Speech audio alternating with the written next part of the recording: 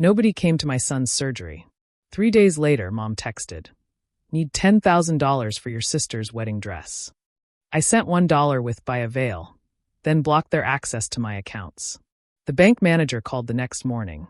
Can you imagine being alone in a hospital, terrified, while your 7-year-old son undergoes emergency surgery? And then, just 3 days later, getting a text from your mom saying, "Need $10,000 for your sister's wedding dress." I sent $1 with by a veil. Yeah, that's exactly what I did. And then, I froze their access to my accounts. Hey everyone, I'm Carolyn. I'm 34 years old, a single mom, and I've built a career in finance.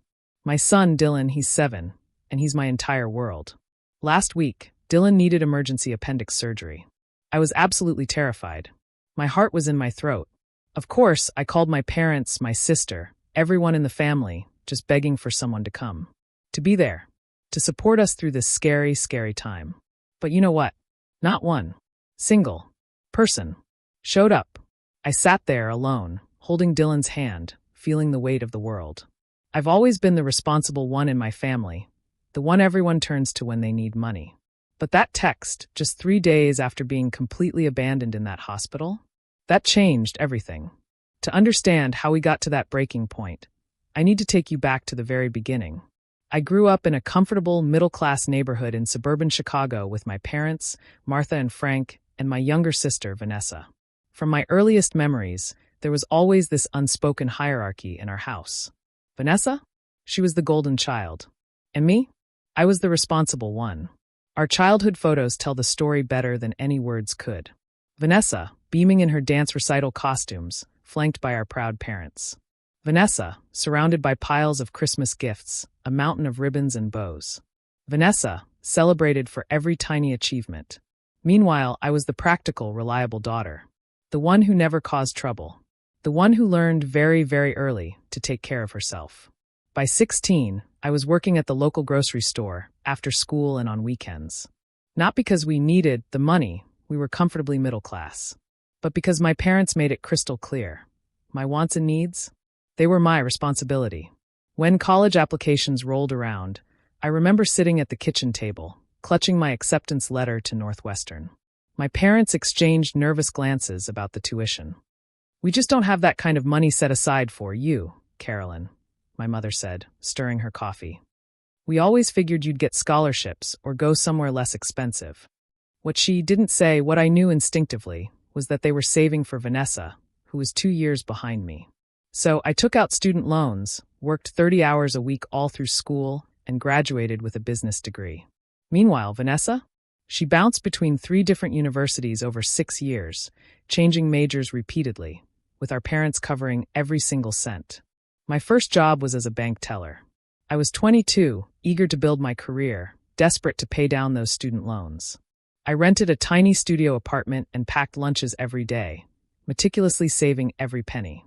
I remember calling my parents, so excited to share the news about my first promotion to personal banking associate, only for the conversation to be cut short. Why? Because they were helping Vanessa move into yet another, new apartment after she dropped out of college again. At 25, I met Brian. He was charming, ambitious, and seemed to appreciate my practical nature. We married after 8 months. A small, intimate ceremony that my parents complained was too modest. We always imagined giving one of our daughters a proper wedding, my mother sighed, though they contributed exactly 0 to the costs. Brian and I both worked incredibly hard. And within 2 years, I was pregnant with Dylan. It was during my pregnancy that I received my biggest promotion yet. Financial advisor at one of the most prestigious firms in Chicago. Brian seemed supportive at first, but after Dylan was born, everything changed. He worked later and later, grew irritated by the baby's crying, and eventually admitted he wasn't ready for fatherhood.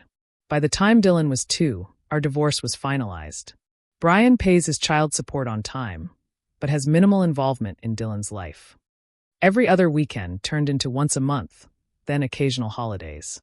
I don't badmouth him to Dylan, but the reality is, I'm essentially raising our son alone. Dylan is the sweetest little boy. Thoughtful, curious, and remarkably resilient, despite his health issues. He was born with a minor heart murmur that requires regular checkups. And he's always been prone to respiratory infections. The medical bills? They've been substantial. But I've built a good career, and I can provide for him. What I can't give him is an extended family that truly cares. Throughout all these years, a disturbing pattern emerged with my parents and sister. They rarely called to check on us or visited unless they needed something. And increasingly, what they needed was money. First, it was my parents needing help refinancing their home after they'd taken out a second mortgage to pay for Vanessa's graduate school attempt, which, of course, she abandoned after one semester. I helped them secure a better rate and covered the closing costs. That was $5,000 I'd been saving for a family vacation with Dylan. Then there was Vanessa's credit card debt, $12,000. She'd racked it up buying clothes and taking weekend trips with friends. My parents called me in a panic, saying Vanessa was crying every night, terrified of debt collectors. I created a payment plan and covered the first 4 months of payments just to get her back on track. Each time, I received effusive thanks and promises that things would be different. Each time, months would pass with no contact until the next crisis emerged. Meanwhile, when I mentioned Dylan's school achievements or health concerns, I'd get distracted responses, or they'd quickly change the subject. "Your sister is just going through a difficult time right now," my mother would say, whenever I expressed frustration at the one-sided relationship. "Family helps family. You're just better with money, Carolyn. It's always come easy to you." Easy. Nothing about my financial stability came easy. I worked 60-hour weeks while raising a child alone. I carefully budgeted every dollar. I sacrificed vacations, new clothes, dinners out, all to build security for Dylan and myself. But in my family's narrative, I was simply lucky, or naturally good with money, as if my success had fallen from the sky rather than being earned through years of discipline and hard work. This was the family dynamic I had reluctantly accepted. The responsible daughter who would always be expected to rescue everyone else, while receiving minimal emotional support in return. I had set some boundaries over the years, small ones, but nothing, absolutely nothing, prepared me for what happened after Dylan's surgery. Last Wednesday started like any ordinary school day. I was making Dylan's lunch, turkey sandwich with the crusts cut off, apple slices, and a small cookie, when he came into the kitchen, clutching his stomach. "Mommy, my tummy really hurts," he said, his face pale and pinched with pain. At first, I thought it might be a stomach bug. There'd been one going around his second-grade class. I felt his forehead, no fever. I gave him some water. But within 20 minutes, he was curled up on the couch, crying, saying the pain was getting worse, now concentrated on his right side. Alarm bells exploded in my head. Right side abdominal pain, appendicitis. I didn't hesitate. I called my boss, let her know I had a family emergency, scooped up Dylan, and drove straight to the emergency room. The triage nurse took one look at Dylan and immediately brought us back. Within an hour, a doctor confirmed my fears, acute appendicitis. Dylan needed emergency surgery to remove his appendix before it ruptured. "We need to operate within the next 2 hours," the surgeon, Dr. Bennett, explained. "The good news is this is a common procedure, but he will need to stay in the hospital for at least 2 days afterward to monitor for infection." As they prepared to take Dylan for pre-op testing, I stepped into the hallway and called my mother. My hands were shaking so badly I could barely hold the phone. "Mom," I said when she answered, my voice trembling. "Dylan has appendicitis. We're at Memorial Hospital. They're prepping him for emergency surgery right now. I'm really scared. Can you and Dad come?" There was a pause. A long, agonizing pause. "Oh, honey," she finally said, her voice sounding put out. "Today I have my standing hair appointment at 11, and your father was going to clean the gutters." I closed my eyes, trying desperately to steady my breathing. "Mom, your grandson is having emergency surgery. The hair appointment can wait." "Well, let me talk to your father and see what we can do," she said, the annoyance clear in her tone. "What time is the surgery?" "They said within the next 2 hours. Please hurry." "We'll see what we can do, Caroline. Don't be so dramatic. Appendectomies are routine these days." I ended the call and immediately dialed Vanessa. It went to voicemail. I sent a text explaining the situation and asking her to come to the hospital if she could. Then I returned to Dylan's side, forcing a calm expression I absolutely did not feel. The next few hours were a blur. Dylan was taken for surgery, and I was directed to a waiting area. I sat alone, watching other families support each other. Husbands comforting wives, grandparents distracting siblings with games and snacks. And there I was, checking my phone every 5 minutes, desperately hoping for some response from my family. After an hour, my mother texted, "Let us know when he is out of surgery. Your father has a backache today, so driving would be difficult." Nothing from Vanessa. A kind nurse named Janet noticed me sitting alone and brought me a cup of coffee. "Is someone coming to sit with you, Han?" she asked. I shook my head, not trusting myself to speak without crying. "Well, I'll check on you when I can," she promised, patting my shoulder. "The surgical team for appendectomies is excellent here. Your little boy is in good hands." 2 hours later, Dr. Bennett found me in the waiting room. "The surgery went perfectly," he said with a reassuring smile. "We caught it before it ruptured. Dylan is in recovery now, and you can see him in about 20 minutes. The relief was overwhelming. I thanked him profusely, then immediately texted my parents and Vanessa with the good news. My mother responded with a thumbs-up emoji. My father sent, "Great news. Tell the little guy we love him." Vanessa finally responded an hour later. "Glad he is okay." Not one of them asked if I needed anything. Not one of them offered to visit. Dylan was groggy when I first saw him in recovery. His small body looked so vulnerable in the hospital bed, connected to IVs and monitoring equipment. When his eyes fluttered open and he weakly said, "Mommy," I nearly broke down. "I'm right here, sweetheart," I assured him, holding his hand. "The doctor fixed your tummy. You were so brave." He looked around the room. "Is Grandma here? Or Grandpa?" I swallowed hard. "Not right now, buddy. They sent their love, though. They're so proud of how brave you've been." "Will they come tomorrow?" he asked before drifting back to sleep. "Maybe," I said, though I already knew the answer. The next 2 days were exhausting. I slept in a recliner next to Dylan's bed, waking whenever he did. I worked remotely on my laptop during his naps, trying to keep up with my most urgent client matters. The hospital Wi-Fi was spotty, and I had to step into the hallway for client calls, constantly worrying about being away from Dylan, even for 15 minutes. I sent regular updates to my family with photos of Dylan's recovery. The responses grew briefer. My mother asked if I would be able to join them for Sunday dinner that weekend. Vanessa sent a meme about hospitals. My father didn't respond at all. No one visited. No flowers arrived. No offers to bring food or sit with Dylan so I could shower or get fresh air. By Friday afternoon, when Dylan was discharged, my resentment had hardened into something cold and solid in my chest. As I helped my son carefully into the car, mindful of his incision site, I made a silent promise to myself. Something would have to change. At home, I settled Dylan on the couch with his favorite stuffed dinosaur and a Disney movie. I ordered pizza delivery for dinner, a special treat, and sat beside him, stroking his hair as he dozed off and on, still weak from the surgery and medication. "Mommy," he asked during a quiet moment, "are Grandma and Grandpa mad at me?" "No, sweetie," I said, my heart breaking. "Why would you think that?" "Because they didn't come see me in the hospital. Mason's grandparents brought him a teddy bear when he broke his arm." I took a deep breath. "Grandma and Grandpa love you very much. They've just been very busy. It's not your fault at all." He seemed to accept this, but I saw the hurt in his eyes. At 7 years old, he was already learning a painful lesson about our family's priorities. That night, after Dylan was asleep in his bed, I allowed myself to cry for the first time since this ordeal began. I cried for my son, who deserved so much more support than he received. I cried for myself, always giving and rarely receiving. And beneath the sadness was a simmering anger that would soon boil over in ways my family never expected. Sunday morning dawned bright and clear.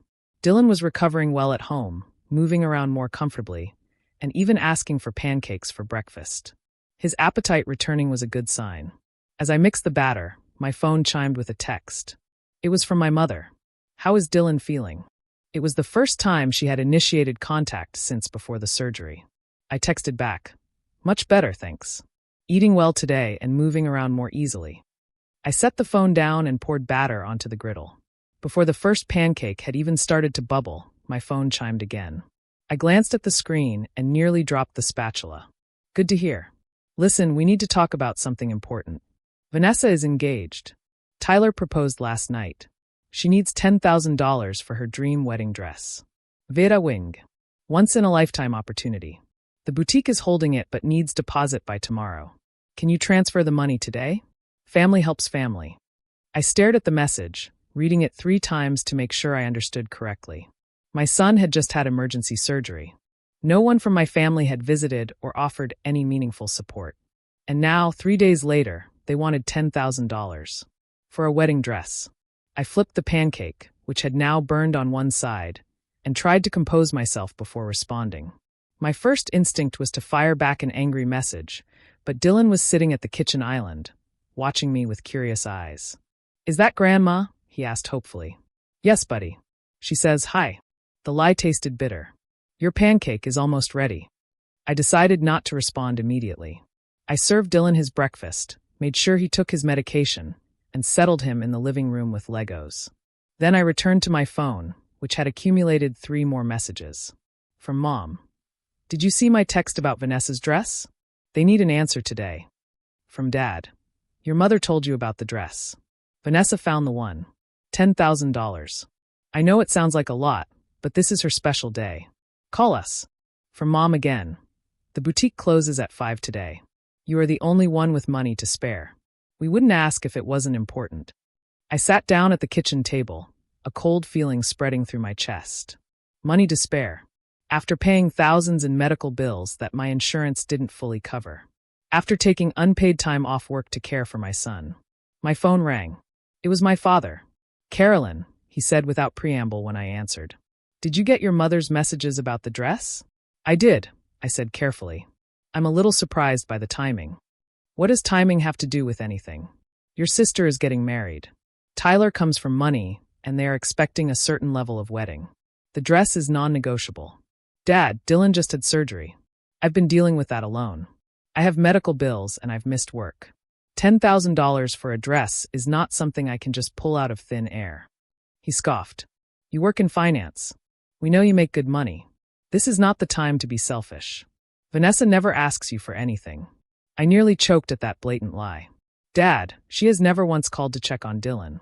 Not once during his hospital stay. Did she even tell you he had surgery? We've all been busy.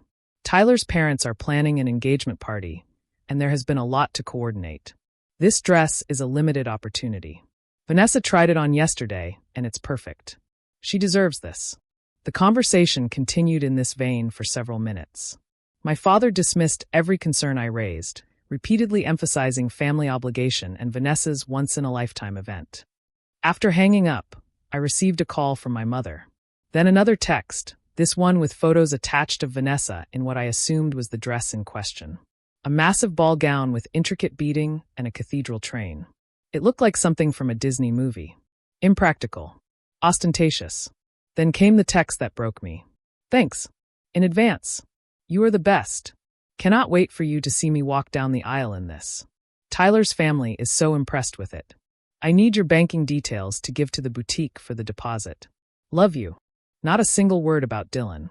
Not even a pretense of concern for her nephew, who had just undergone emergency surgery. I sat at my kitchen table, staring at the phone, and something inside me shifted. It wasn't just anger. It was clarity. I had been used by my family for years, treated as nothing more than a convenient ATM, and I had allowed it to happen. Even worse, I had taught Dylan by example that this was what family relationships should look like. One-sided, exploitative, and devoid of genuine care. As a financial advisor, I had counseled clients about financial boundaries and even recognized signs of financial abuse in their relationships. Yet, I had failed to apply the same standards to my own family situation. I had enabled their behavior time and again, always hoping that the next time would be different. Looking at my financial situation objectively, I was comfortable, but not wealthy. I had a mortgage on a modest 3-bedroom home. I had established a college fund for Dylan that was growing steadily, but would need years more of contributions. I had an emergency fund that this surgery had already dipped into. And I had retirement savings that were on track, but certainly not excessive. The $10,000 they were demanding would mean postponing necessary repairs to my home, reducing Dylan's extracurricular activities, or withdrawing from my own retirement savings. All for a dress that would be worn once. For a sister who couldn't be bothered to visit her nephew in the hospital, or even ask meaningfully about his recovery. As I processed these thoughts, a final text came through from my mother. "We know this is a big ask, but remember all we have done for you over the years. Family supports each other. Your sister would do the same for you." That was when I knew exactly what I needed to do. That afternoon, while Dylan napped, I sat down at my desk and opened my laptop.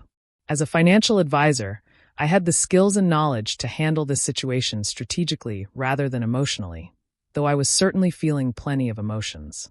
First, I reviewed my own accounts and financial entanglements with my family. Years ago, when my father had a brief health scare, I had created a joint emergency account with my parents. I had initially deposited $5,000 and added small amounts over time, intending it to be there if they ever faced a genuine crisis. The account now held just over $8,000. Out of curiosity, I checked the transaction history. What I found stunned me. There had been dozens of small withdrawals over the past year. $200 here, $300 there, none of which had been discussed with me. The most recent withdrawal, just last week while Dylan was in the hospital, had been for $600 with a memo line reading, "Advance for V-dress shopping." They had already been using this emergency fund for Vanessa's wedding expenses without even telling me. My blood boiled, but I forced myself to think clearly. This was not the time for an emotional reaction. This was the time for setting firm boundaries. During my training as a financial advisor, I had attended a seminar on financial abuse and exploitation. The instructor had emphasized that financial boundaries, once violated, needed to be reestablished decisively and completely. Half measures only invited further exploitation. I picked up my phone and called Robert, the manager at my bank branch, who had become something of a mentor to me over the years. "Carolyn," he greeted me warmly. "How is Dylan doing? I heard about his appendix." At least someone had been paying attention to my family crisis. I updated him briefly on Dylan's recovery, then explained why I was calling. "I need to make some changes to my accounts, particularly regarding authorized access. And I would like your advice on the best way to handle this situation." I laid out the basics: the joint emergency account, the unauthorized withdrawals, and the current demand for $10,000. Robert listened without interrupting. "Unfortunately, this type of family financial entanglement is more common than you might think," he said when I finished. "The good news is, we can take steps immediately to protect your assets." With Robert's guidance, I spent the next hour creating a comprehensive plan. First, I would freeze the joint emergency account so no further withdrawals could be made without my in-person authorization. Second, I would establish a new, separate college fund for Dylan with ironclad protections that would make it impossible for anyone but him to access the money, and only for educational purposes. Third, I would document the history of financial requests and contributions to create a clear record of the pattern of behavior. Fourth, I would send a token response to make my position clear before they attempted to access the emergency fund again. "Are you sure about this last part?" Robert asked when I explained what I planned to do. "It might escalate the situation." "I am sure," I said firmly. "This has been building for years. If I don't make a clear statement now, nothing will change." After ending the call with Robert, I logged into my banking app. I initiated a $1 transfer to my sister's account with a memo line that read, "By avail. This is all you get after abandoning Dylan." Then I completed the paperwork to freeze access to the emergency account and changed all the permissions. I also transferred the remaining balance to a new account in my name only, except for $100 I left behind. I set up the new educational trust for Dylan with the strictest controls available. No one, not my parents, not Vanessa, not even me, would be able to withdraw that money for anything other than educational expenses. It was now completely protected. As I worked, I felt a strange mix of emotions. There was anger, certainly, but also a growing sense of empowerment. For years, I had accepted my assigned role in the family. The responsible one, the provider, the ATM. For the first time, I was taking control of my own financial boundaries and, by extension, my relationship with my family. I knew there would be backlash. My mother would cry and accuse me of being selfish. My father would make veiled threats about family loyalty. Vanessa would alternate between sweet-talking and vicious accusations. I had seen this pattern before whenever I attempted even minor boundary setting. But this time would be different. This time, I had concrete protection in place.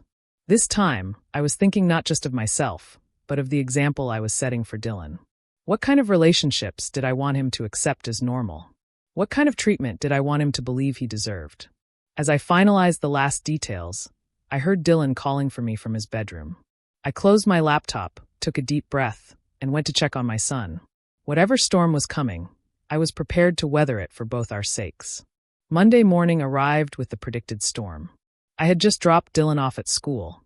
He had insisted he felt well enough to go, though I made arrangements with his teacher for limited activity, and arrived at my office when my phone exploded with notifications. 6 missed calls from my mother. 4 from my father. 12 text messages from Vanessa. 2 voicemails. I settled at my desk and steeled myself before checking the first voicemail. It was my mother, her voice tearful and frantic. Caroline Elizabeth, what is the meaning of this $1? Is this some kind of joke? The boutique needs the deposit by noon today, or Vanessa loses the dress. Call me immediately. The second voicemail was even more emotional. I don't know what kind of game you are playing, but this is your sister's future happiness at stake. We raised you better than this. Your father is furious. Fix this mistake right now. The text messages ranged from Vanessa's initial confusion. Hey sis, there must be some mistake with the transfer. To sweet talking, please Caroline, you know how much this means to me. To outright hostility, you have always been jealous of me. If you ruin this for me, I will never forgive you. I put my phone on silent and tried to focus on work. But by 10:30, my assistant knocked on my door. Caroline, your mother is here. She seems very upset. Should I send her in or tell her you're in a meeting? I sighed. I had expected this, though not quite so quickly. Send her in, please. And Lauren, no interruptions for the next 20 minutes, regardless of what you might hear. My assistant nodded, her expression sympathetic but curious. A moment later, my mother burst into the office, her face blotchy with tears and anger. She didn't bother with a greeting. What have you done to the emergency account? Your father tried to withdraw the money for Vanessa's dress deposit, and the teller said it was frozen. Then we discovered you emptied it except for $100. This is not just your money, Carolyn. I remained seated, keeping my voice calm and professional. That account was created by me for genuine emergencies, Mom. Not for wedding dresses. Not for the regular withdrawals you and Dad have been making without my knowledge or consent. We are your parents. We do not need your consent to use family money. It is not family money, Mom. It is my money that I earned and set aside in case you or Dad had a health crisis or some other genuine emergency. Over the past year, you have withdrawn nearly $4,000 in small amounts without once mentioning it to me. She waved her hand dismissively. Small expenses. Nothing worth bothering you about. But this dress is important, Caroline. The boutique will not hold it past noon. Vanessa is devastated. Dylan had emergency surgery last week, I said quietly. None of you bothered to visit him or offer any meaningful support. He asked me if his grandparents were mad at him because they did not come to the hospital. For a brief moment, I saw a flicker of shame cross my mother's face, but it was quickly replaced by indignation. We were busy, and hospitals are depressing. We sent our love. A text message is not support, Mom. Being there for family during a crisis, that is support. A $10,000 wedding dress is not an emergency. My mother's voice rose, and I was grateful for my office's solid door. You have always been jealous of Vanessa, always trying to make her special moments about you. First, you refused to help. Then, you send $1 as some kind of cruel joke. It was not a joke. It was a statement. I am done being the family ATM while receiving nothing but token attention in return. I have my own family to think about.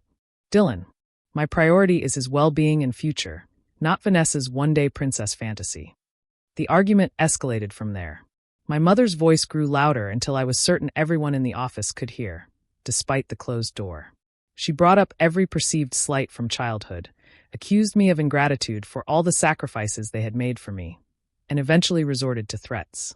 If you do not fix this right now, you can consider yourself no longer part of this family. Something inside me went very still at those words. Is that really how you measure family, Mom? By financial transactions? Because if withdrawing financial support means I am not family, then what does it mean that none of you provided emotional support when Dylan was in surgery? Were you already not acting like family then? She had no answer for that. Instead, she grabbed her purse and stood up. This is not over. Your father will be calling you. You have until noon to make this right. As she stormed toward the door, she turned back with a final shot. And don't bother coming to Sunday dinner anymore if this is how you treat family. After she left, I sat at my desk, shaking slightly, but feeling strangely calm. I had expected anger, but the reality of facing it was still jarring. My assistant poked her head in a few minutes later. Everything okay? I think the entire floor heard parts of that.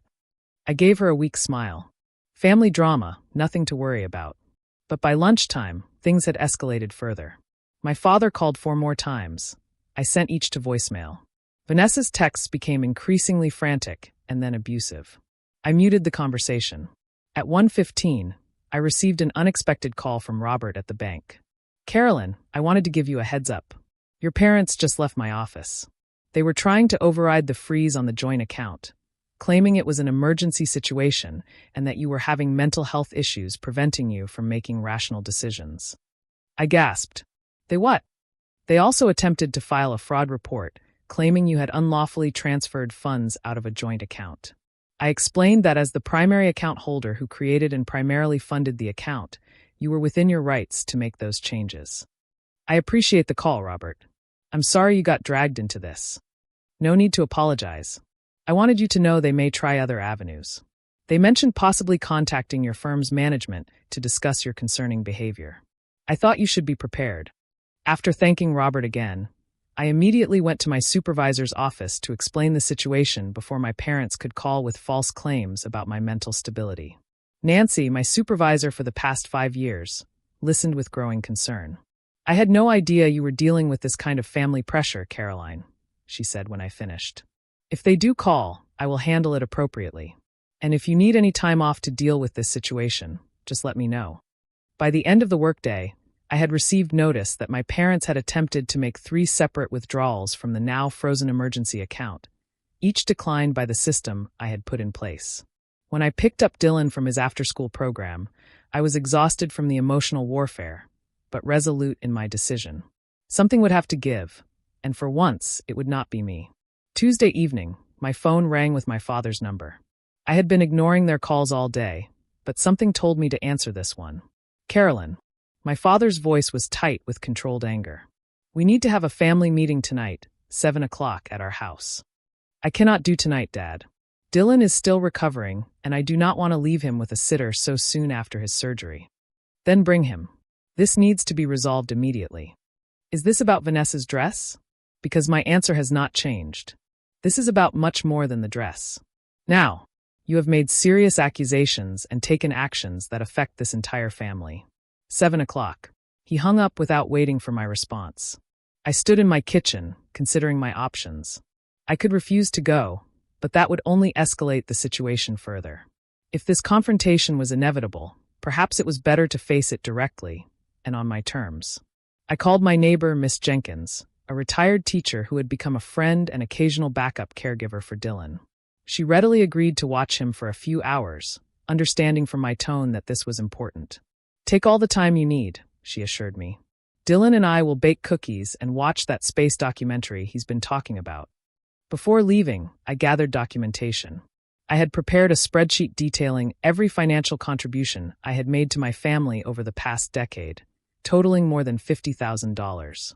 Bank statements showing the unauthorized withdrawals from the emergency account, and copies of text messages showing the pattern of contact only when money was needed.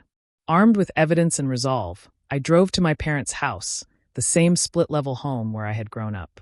As I parked in the driveway, I noticed Vanessa's car already there, along with an unfamiliar luxury SUV that I guessed belonged to her fiancé, Tyler. My mother answered the door without a greeting, simply turning and walking toward the living room where the others waited. My father sat in his recliner, his position of authority during family discussions since my childhood. Vanessa and a tall, well-dressed man I assumed was Tyler sat on the couch. Everyone looked up as I entered, their expressions ranging from anger to discomfort. "Sit down," my father instructed, pointing to a dining chair that had been placed opposite everyone else, the hot seat. I remained standing. "Before we start, I want to be clear about something. I am here to discuss the pattern of financial and emotional exploitation that has characterized our family relationships for years. I am not here to be guilt, manipulated, or bullied into providing money for Vanessa's wedding." "Exploited?" Vanessa stood up, her face flushed. "Are you serious right now? Just because I asked for help with my wedding dress. This is not about just the dress, Vanessa. This is about years of one-sided support. About the fact that none of you showed up when Dylan was in surgery. And about the unauthorized withdrawals from the emergency account I established. What unauthorized withdrawals? Tyler spoke for the first time, looking confused. What emergency account? I realized in that moment that Vanessa's fiancé likely had no idea about the family's financial dynamics. This was confirmed when my mother quickly interjected. That is not relevant to the current discussion. Tyler, we are here to talk about Caroline's refusal to help with wedding expenses. I addressed Tyler directly. I created an emergency fund for my parents years ago. Without my knowledge, they have been making regular withdrawals, including funds for Vanessa's wedding preparations. When I discovered this and froze the account, they tried to claim I was mentally unstable to the bank manager. Tyler's eyebrows shot up, and he turned to look at Vanessa. Is this true? You told me your sister refused to contribute to our wedding, not that your parents were already using her money without permission. Vanessa looked trapped. It's not like that. Mom and Dad said the account was for family needs, and the wedding is a family need. $10,000 for a dress is not a need, I said firmly. And speaking of the dress, Tyler, did you know that was the amount being requested? Tyler's expression darkened. $10,000. Vanessa told me the dress budget was $2,000, which I already thought was excessive. The room fell silent. My mother glared at me for revealing this information, while Vanessa suddenly became very interested in her manicure. I pulled out the folder of documentation I had brought. I think it is time we put all the cards on the table. This is a record of every financial contribution I have made to this family over the past 10 years. I handed copies to each person in the room and continued speaking as they looked at the spreadsheet. $53,820. That includes helping with the refinance of this house, paying off Vanessa's credit card debt twice, covering Dad's medical bills when he had pneumonia, and dozens of smaller loans that were never repaid. What it does not include is any record of emotional support flowing in the other direction. The room remained silent as they absorbed the information. Tyler looked increasingly uncomfortable, darting glances at Vanessa and my parents. Last week, my 7-year-old son had emergency surgery. I called each of you, asking for support. Not money, just your presence. None of you showed up. Not once during his 3-day hospital stay. Dylan asked me if his grandparents were mad at him because they did not visit. My mother had the grace to look ashamed, but my father maintained his defensive posture. We explained why we could not come. You are making this into something it is not. Am I? Because 3 days after you could not be bothered to visit your grandson in the hospital, you demanded $10,000 for a wedding dress. How exactly should I interpret those priorities? I turned to Tyler again. Did you know about Dylan's surgery? He shook his head slowly. No, I had no idea. Vanessa shot me a venomous look. Stop trying to make Tyler think badly of us. This is just your jealousy talking. You have always resented that Mom and Dad love me more. The room went deadly quiet at her outburst. The truth that had always been understood, but never spoken aloud, hung in the air between us. My father cleared his throat uncomfortably. Vanessa, that is not true. We love both our daughters equally. But the damage was done. Tyler was now looking at his fiancée with new eyes, and my mother could not meet my gaze. I took a deep breath and delivered the speech I had been preparing since Sunday. Family means showing up for each other. It means celebrating successes and providing support during crisis. It means care flows in both directions, not just one way. For years, I have been the one expected to give financially, emotionally, practically, while receiving token acknowledgement in return. That ends today. I am not cutting contact with this family. I am not saying I will never help in a genuine emergency. But I am establishing firm boundaries. No more financial support without genuine relationship. No more one-sided giving. No more treating me like a convenient ATM while ignoring my son. I looked each of them in the eye before continuing. The money I have saved is for Dylan's future and our security. It is not available for designer wedding dresses or any other non-essential expenses. The emergency account will remain frozen until we have rebuilt trust, which will take time and effort on all parts. If you want a relationship with me and with Dylan, you are welcome to it, but it must be based on mutual care and respect, not financial transactions. The choice is yours. I stood up, gathering my purse and the folder of documentation. No one spoke as I walked toward the door. Just as I reached it, Tyler's voice stopped me. Caroline, I want to apologize. I had no idea about any of this, especially about your son's surgery. For what it's worth, I think you are absolutely right about family priorities. I nodded my thanks to him, noting Vanessa's shocked expression, and left without another word. As I drove home, I felt lighter than I had in years, as if a burden I had carried so long I had forgotten it was there had finally been lifted from my shoulders. 2 months have passed since that showdown in my parents' living room, and much has changed. Dylan has fully recovered from his surgery, back to his energetic self, riding his bike, and building elaborate Lego structures across his bedroom floor. The physical healing was straightforward. The emotional landscape has been more complicated. For the first 3 weeks after the confrontation, there was complete silence from my family. No calls, no texts, not even the usual social media interactions. I used that time to focus on Dylan and myself, establishing new routines and priorities. Free from the constant background anxiety of anticipating the next financial request. I started seeing a therapist, Dr. Morgan, who specializes in family dynamics and boundary setting. Our weekly sessions have helped me recognize patterns I had normalized for so long. The subtle manipulation techniques, the emotional withholding, the implied obligations that were never reciprocated. What you are describing is a classic family system with rigid roles, Dr. Morgan explained during an early session. You were assigned the role of provider and fixer, while your sister was given the role of being taken care of. Breaking out of these roles threatens the entire system, which is why the backlash was so severe. With her guidance, I have been working on maintaining my boundaries while processing the grief of losing the family relationship I had always hoped for, but never truly had. It has not been easy, but it has been necessary. The financial freedom has been unexpectedly liberating. Without the constant drain of family emergencies, I have been able to plan a summer vacation for Dylan and me. Our first real vacation that was not just visiting relatives. We are going to spend a week at a beach resort with swimming pools and kids' activities. Dylan talks about it constantly.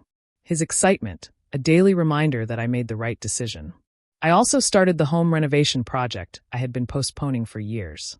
Nothing extravagant, just updating our worn kitchen cabinets and replacing the stained carpet in the living room with hardwood floors.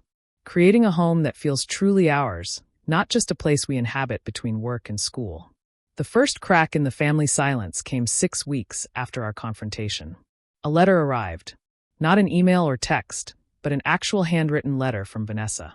I sat on my back porch with a cup of tea, steeling myself before opening it. Dear Carolyn, it began. Tyler and I have postponed our wedding. After our family meeting, he had a lot of questions about our financial situation and expectations. We have been having long talks about priorities and values that have not always been comfortable. She went on to acknowledge, albeit somewhat grudgingly, that she had been oblivious to Dylan's surgery and health challenges. I realize I have not been the kind of aunt I should have been, she wrote. I cannot change the past, but I am trying to think more about how my choices affect others. It was not exactly a profound apology, but coming from Vanessa, it was significant. She closed by saying she was not asking for anything, just opening a door to possibly rebuild some kind of relationship in the future. I wrote back a brief, polite note, thanking her for the letter and expressing hope that her conversations with Tyler would lead to a stronger foundation for their marriage. I did not rush to forgive or pretend everything was resolved, but I did leave the door open a crack. A week after that exchange, a birthday card arrived for Dylan from my parents. Inside was a gift certificate to a local toy store and a note saying they would like to take him out for ice cream sometime if that would be okay with me. No demands, no guilt trips, just a small olive branch. I showed it to Dylan, who was excited about both the gift card and the ice cream offer. Can I see Grandma and Grandpa? He asked, his eyes hopeful. We will see, I told him. Maybe we can meet them for ice cream next weekend. Just for a little while. I am proceeding cautiously with these tentative reconnections. Dr. Morgan has helped me develop a framework for limited, controlled interactions that allow me to test whether real change is possible without exposing myself or Dylan to further harm. Meanwhile, I have been building a different kind of support system. My work friends have become more like real friends since I shared some of what I was going through. 2 colleagues and I now have a standing monthly dinner date where we take turns watching each other's children. Miss Jenkins from next door has become something of a surrogate grandmother to Dylan. She takes him gardening in her backyard and has been teaching him to bake. He proudly brought home chocolate chip cookies last week that they had made together, saving the biggest one for me. Dylan himself has shown remarkable resilience through all of this. Children are perceptive. He knew something was wrong with our family dynamics long before I explicitly addressed it. Recently, as I was tucking him in, he asked a question that caught me off guard. "Mommy, is it okay not to give someone something, even if they really want it?" I sat on the edge of his bed, considering how to respond. "Yes, buddy. It is okay to say no, even to people you care about, if what they are asking for is not right for you to give." "Why do you ask?" "Joey at school wanted me to give him my new action figure, and he said, 'Best friends always share everything.' But I did not want to give it to him because it was special to me. Was that okay?" I hugged him close. "That was absolutely okay. Real friendship is not about taking things from each other. It is about respecting each other and caring about each other's feelings." He nodded seriously. "That's what I thought. I told Joey we could play with it together at recess, but it would stay my toy." He got mad at first, but then he was okay. In that moment, I realized my son was already learning the lesson it had taken me 34 years to grasp. Healthy relationships require boundaries. And love without respect is not really love at all. The journey ahead will not be easy. Family patterns do not change overnight, and there may be more confrontations and difficult conversations to come. But for the first time in my adult life, I feel free to define my own worth outside of my utility to others. I am building a life based on genuine connection rather than obligation, and showing Dylan what healthy relationships really look like. The money I once might have sent for Vanessa's wedding dress is now in Dylan's college fund. The emotional energy I once spent managing my family's crisis is now invested in building a joyful life with my son and nurturing friendships that flow both ways. Sometimes the most profound act of love is not giving people what they ask for, but showing them where the boundaries must stand. Money cannot buy family loyalty, but protecting your peace is truly priceless. I would love to hear your thoughts on this situation. Have you ever had to set difficult boundaries with family members who were taking advantage of you? How did you handle it? Let me know in the comments below. And if this story resonated with you, please like and subscribe to hear more stories about finding strength in difficult family situations. Share this with someone who might need to hear that it is okay to prioritize their own well-being. Thank you for listening to my story, and remember, you deserve relationships that add to your life, not drain it.